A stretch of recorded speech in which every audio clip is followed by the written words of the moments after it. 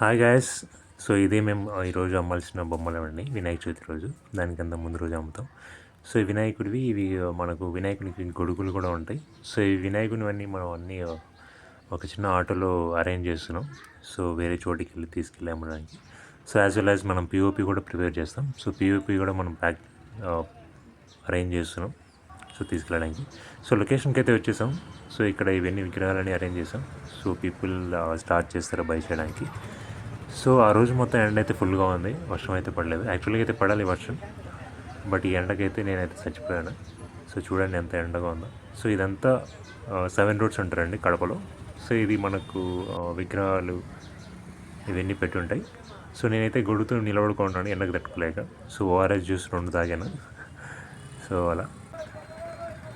So evening అయిపోయింది అప్పుడే. So evening ఇంకా రాలేదు. సో ఎందుకంటే ట్యూస్డే కదా, అందుకే ఎవరు అంత ఇంట్రెస్ట్ చూపించరు కొనడానికి.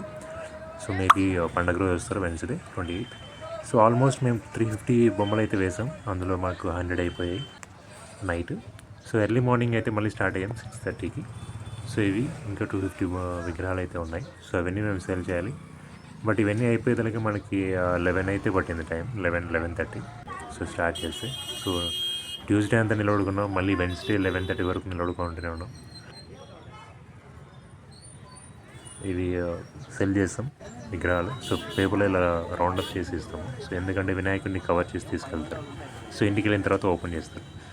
సో ఇక్కడైతే చూడొచ్చు మీరు, చిన్న పిల్లడు చూడండి వినాయకుని విగ్రహం కోసం ఎంత ఇదవుతున్నాడు కొనిపిమని చెప్పి. ఇది సో చూడండి అతని పిల్లోడు ఎక్స్ప్రెషన్ అయ్యండి, ఎంత క్యూట్గా ఉన్నాడు కదా.